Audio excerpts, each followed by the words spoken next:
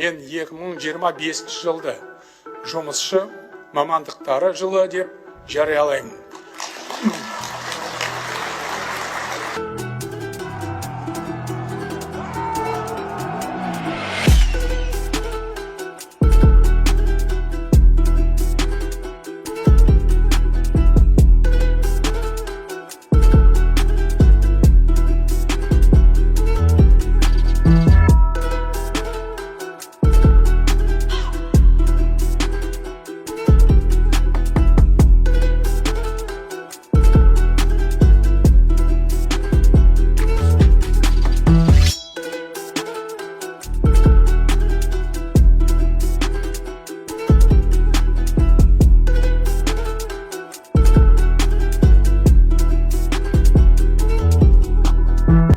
Қазақстан Республикасының президенті Қасым-Жомарт Тоқаев 2025 жылды жұмысшы мамандықтар жылы деп жариялады.